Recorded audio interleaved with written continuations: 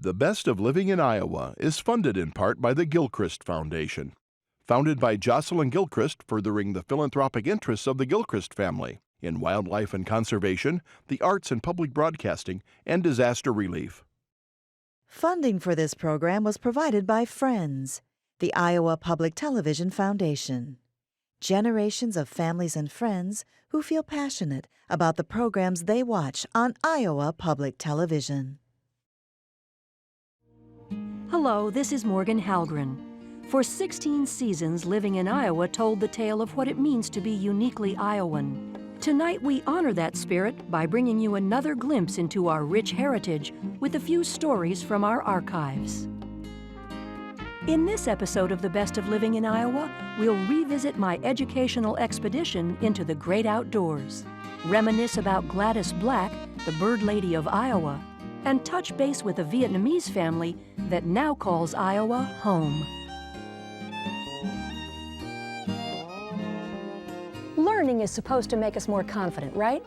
But what if the teacher is impatient, or you're afraid to ask questions? Or worse yet, what if you're worried you'll look foolish in front of everyone? Well, for many women, gaining confidence in outdoor activities that are usually enjoyed by men has involved at least one of those obstacles. But we discovered that given the right atmosphere, women can master any outdoor skill and have a wonderful time learning.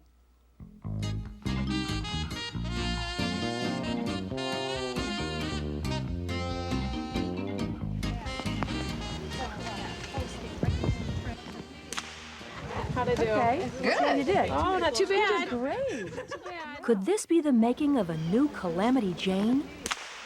There, see? There it goes again. So that was the first fish I ever caught. The first one in my whole life. Put your stuff down, grab a partner, grab a tent, and set them up here in the grass. And maybe after learning to set up a tent, these women will spend time reveling in the solitude of a forest. Look how they've got theirs set up over there. These women are beginners, and while it may be easy to make fun of their mistakes, it doesn't take long to realize they're way ahead of those who never take that first step into the great outdoors.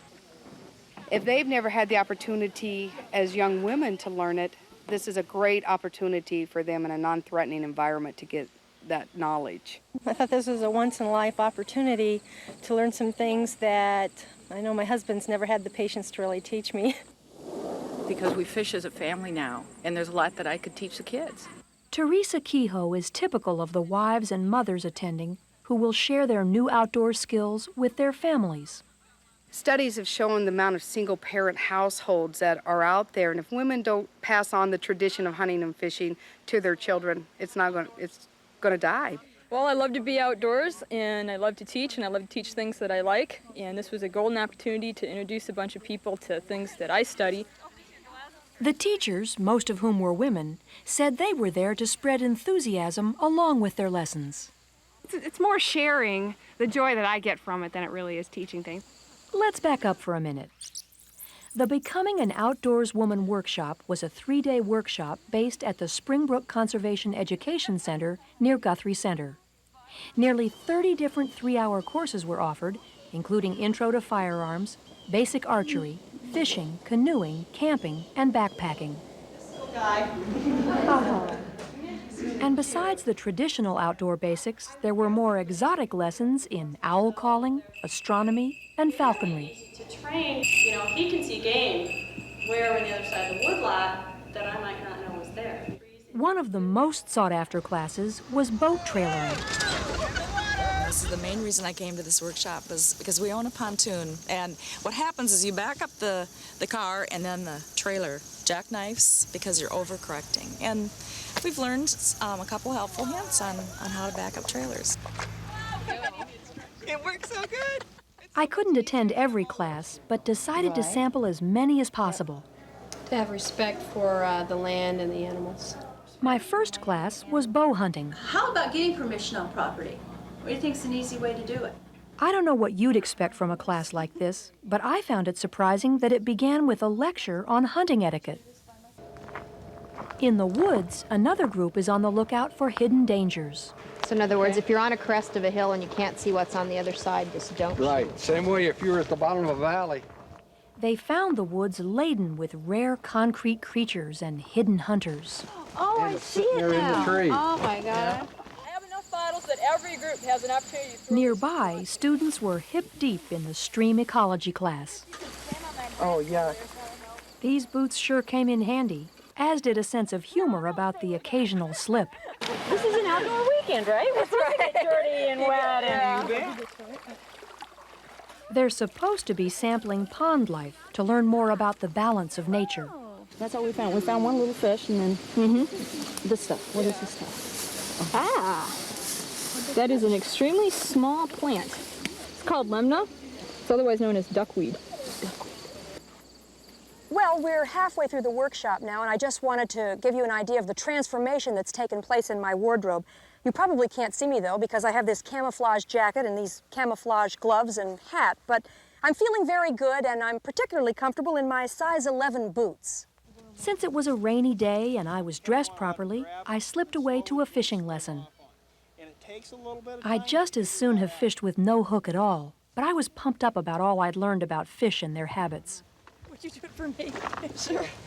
I took the bait. Show me how to do it. It was such a lovely spot I started to relax. I don't know if it was our lessons or not, but the fish started biting right away. I got a big fish! I didn't want to catch one. Pull it up. Now you have to take it off. You just stay right. Oh, look at it, look at it. This is a sucker. Yeah? You see by the mouth? Yeah. Now, Throw him back? You want to release him or? Sure. Okay. It's a rough fish. Some people can eat these. The or some fish people would live, will eat them, but, and so would I. More often than not, there. So we're just going to kick him right back. Good job. May have to get another worm. Try it again. Okay. Well, I can't emphasize enough how nice it was to have calm, accepting teachers and students around me.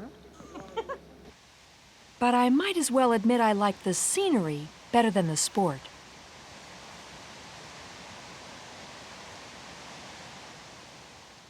I'm going to pass a gun around. Being with beginners means finding out the answers to questions like, what's the difference between a rifle and a shotgun? And you'll see grooves in there. That's called rifling. And that is what the basic difference between a rifle and a shotgun is. We found out there are all different sizes and shapes of guns, and just as many ways to load them. There goes.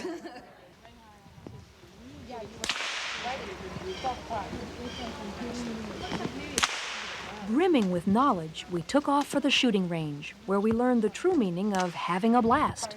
It's a thrill. There's an excitement there that I just can't explain it. Do you think that the course up there helped you and gave you a little more confidence? Sure to did. come Sure down? did. In what ways? What things? Being able to handle the gun, knowing what parts were safe, what parts you had to watch out for.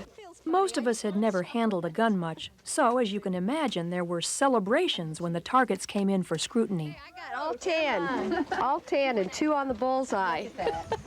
I can't believe it. Look at you. No, I have never shot before in my whole life. Not to be outdone, I donned my safety glasses, found my dominant eye, and took aim.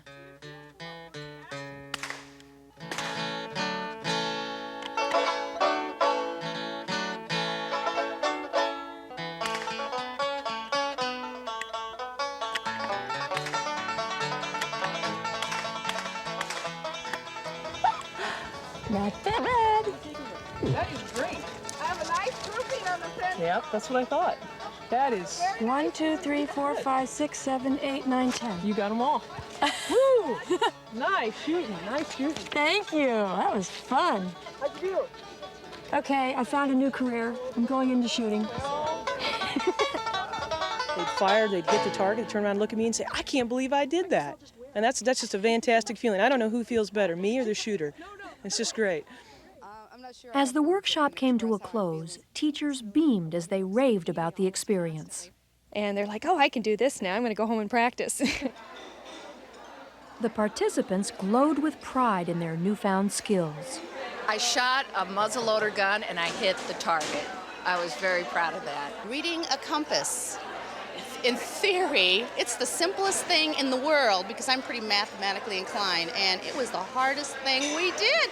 If I needed to, I could make sure that a gun is safe and that they could transport it safely and not be afraid of it. Armed with some new skills and an I-can-do-it attitude, I left with a deeper understanding of what it means to be an outdoors woman and what it's like to learn in such an accepting environment. So what's it mean to be an outdoors woman? Learn how to enjoy nature and be a part of it as well.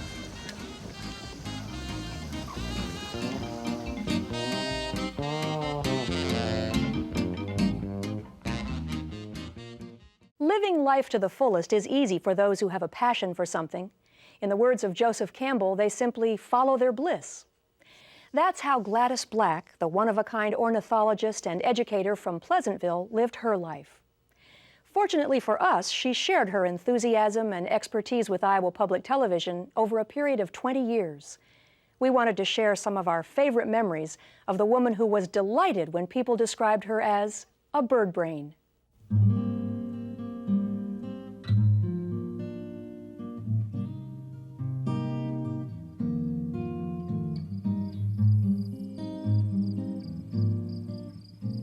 She was known as the Birdlady of Iowa. Born within sight of Red Rock Bluff, her first recollection was a flock of startled prairie chickens scattering out of a corn shock and taking wing. That childhood vision fired a passion for birds that would soar for nearly 90 years. If ever a person needed a pair of wings, it was Gladys Black. I suppose I should say as usual, if I had a dime for every barbed wire fence I've climbed, I'd be a millionaire. If I had wings, no one would ask me, should I fly? The bird sings, no one asks why. Spending the day with Gladys was like traveling with an old country doctor who still made house calls. We were here a couple of weeks ago, and the little eastern phoebe had 5 eggs, 5 white eggs in the little nest at that time. And now I believe these would be about 2 days old anyway. And she has 5 babies, so that's good. The egg fertility is good because this is a blue-listed species. And we are deeply concerned about them. Her nest-side manner could cast a spell over her patients. Notice how she gently caresses the baby in her hands, how her voice, once described as road gravel in a slow blender, becomes almost a whisper as she conducts her routine physical. In the little abdomen, you can see the intestines and everything. The skin is so thin, and the little tiny feet and claws.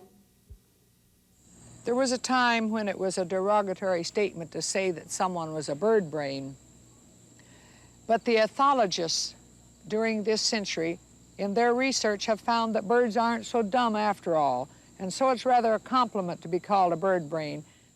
Although she claims to have been able to identify 25 birds by the age of 7, Gladys was far more than just a bird brain. With 2 degrees in nursing and an honorary doctorate in ornithology from Simpson College. She was inducted into the Iowa Women's Hall of Fame in 1985. Her acceptance speech was pure Gladys. I ask, are there good enough, really valid reasons for inducting me into the Iowa Women's Hall of Fame? I would have said no, but you have said yes, and I thank you for this honor. This summer, as my rent-a-kid and I shoveled out my old house, I told her that I definitely was not being honored for being a good housekeeper. She agreed. This is a pair of young screech owls I've been raising this year. They have mostly lived in my room with me, being put in their cage at night. And you notice the little one's about 2 days younger than the bigger one. Dennis Black of the Jasper County Conservation Office sent them over to me when their nest tree was cut down and there was no nearby trees, no way that they could save them. We had to raise them. Outside her house were cages where she cared for her menagerie of birds on the mend and those that would never fly again. I feed them, I trap starlings and sparrows to feed them, and I also buy 25-pound cartons of frozen kidney to feed these birds.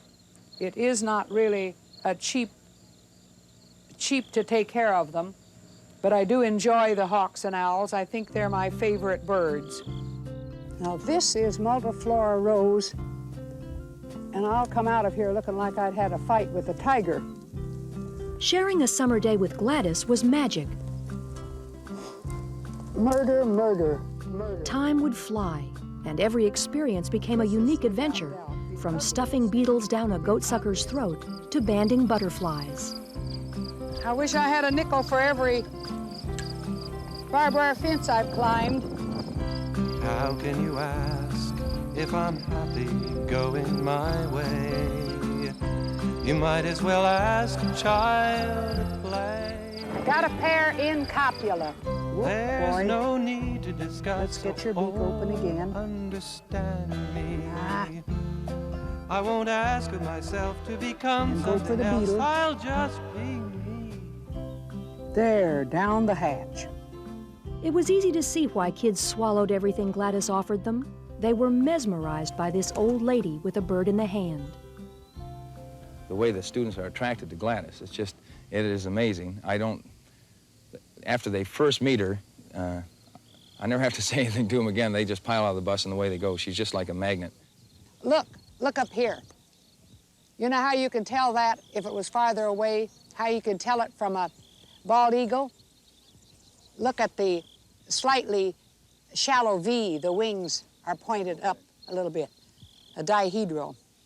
If there's one word to describe Gladys, it'd be a very special person. Special. Well, we're, again, about out of time. I just can't believe it. Could you describe yourself? Oh, I'm just an old country hick.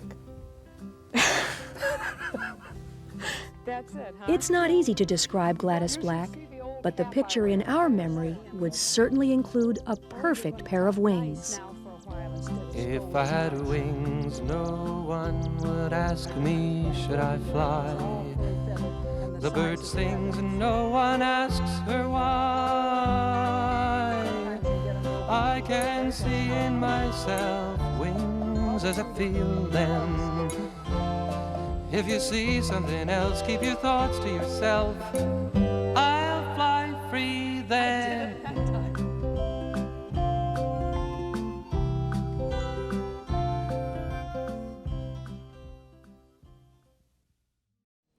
Implicit in the idea of taking root in one place is the fact of being uprooted from another.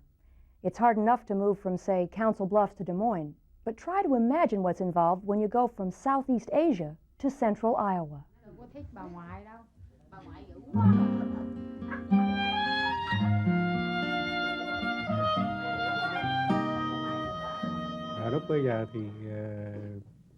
I was on the boat for like 4 hours, and then I wanted to go back to check on my dad.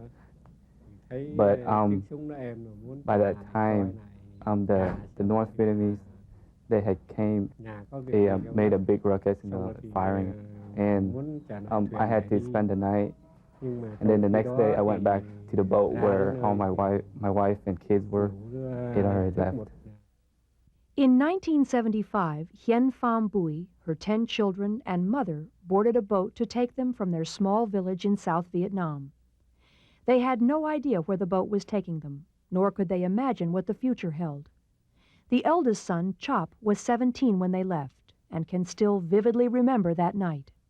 We just get to the boat, and the ship pick our family up, and they say, well, we go away from the bomb. That's all they say. We didn't know we'd come to the United States. Left behind in Vietnam were relatives and family members, including Hien's husband Bon, who was captured by the Viet Cong. I tried several times to escape. At nighttime, I would go out by the sea, because at nighttime people try to escape by little boats. They go out into the sea and hopefully get picked up by a ship. 4 years passed before Hien received a letter about Bon. The family then began to save up money to help him escape and gain passage to the United States. 3 years later, Bon finally joined his family in Iowa. I wasn't really thinking about how my kid or my wife had changed. I was just happy to see them. During those 7 years, Hien and her family were aided through various programs for refugees. They helped the Bowie family buy a house, find jobs, get an education, and learn English. We study by looking at pictures and the word in the bottom. That's how we learn English, and gradually we communicate with them. For younger members of the family, like Vei, memories of Vietnam are virtually non-existent. I guess I almost fell off the boat coming over here. My grandma caught me, that's what they tell me. The younger family members and grandchildren have only known the Vietnamese culture as it exists here in Iowa. The youngest of the Bowie children, Jum, was 4 months old when the family left South Vietnam. He feels a deeper appreciation of his heritage will come with age, as it has for some of his older brothers and sisters. But at 17, he has some of the same parent-child difficulties as American teenagers, with a few exceptions. I act basically the same way, except when my parents talk to me, I talk to them in Vietnamese. I can understand most things, but if they talk too fast, they have to slow down. Some words I don't understand. Vei also has experienced some difficulties, but has learned not to take them too seriously. The only time I ever feel really uncomfortable is when the racism comes into play. That only happens usually in sporting events. And it gets kind of nasty on the field, and they start saying words. They probably don't mean it, but a lot of my friends they don't like it when that happens to me. I expect that to happen every once in a while, because I'm in a different country. The children attempt to respect their parents' ideas of tradition and religion. Hien encourages her children to marry within the Vietnamese community to preserve this tradition. But it grows more difficult as each generation becomes more Americanized. My mom, she wants me to marry Vietnamese, because that way she can communicate with her, and I don't know, she just wants me to marry Vietnamese, but I don't know what I'm going to do yet. I'm still young. Some traditions are easier to keep than others. One way the family stays in touch with their roots is through eating Vietnamese food every day. Places like Kim An's Oriental Grocery Store cater to the Asian community. Yeah, I go to Asian store every week is to buy fresh meat, fresh vegetable, because that came from that we usually have in Vietnam that we couldn't find in grocery store. Lang, who makes egg rolls for several Des Moines grocery stores, finds many of the ingredients here. This is where mostly I buy my shrimp here, because they sell by boxes and a lot cheaper. Kim An also carries other necessities, like 50-pound bags of rice that last each family about a month. There is also a video rental section filled with movies and karaoke tapes.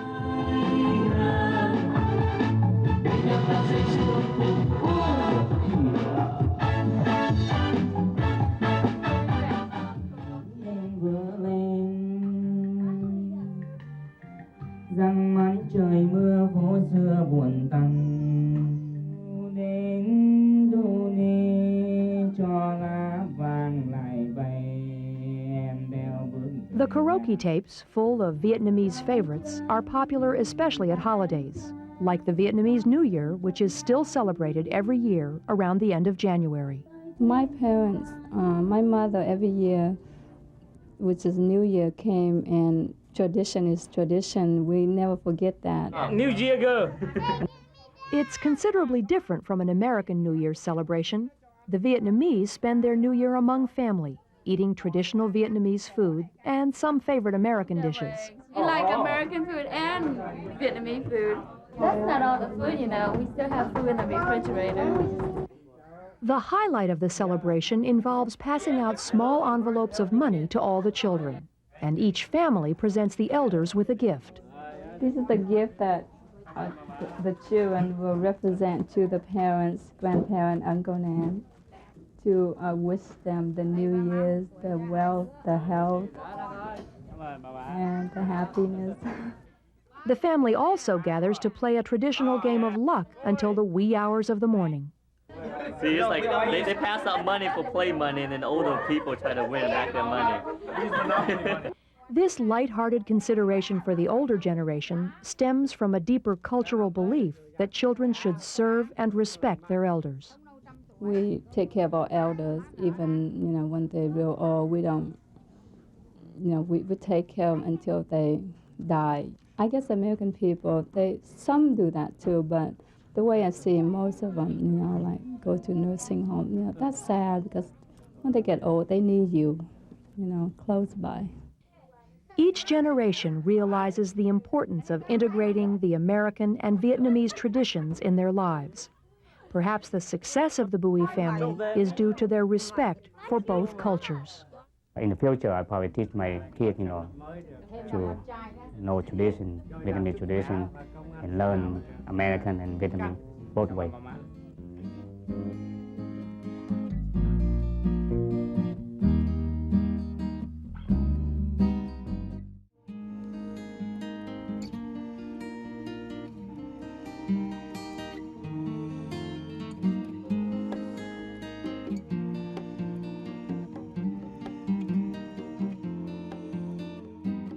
The Best of Living in Iowa is funded in part by the Gilchrist Foundation. Founded by Jocelyn Gilchrist, furthering the philanthropic interests of the Gilchrist family in wildlife and conservation, the arts and public broadcasting, and disaster relief. Funding for this program was provided by Friends, the Iowa Public Television Foundation. Generations of families and friends who feel passionate about the programs they watch on Iowa Public Television.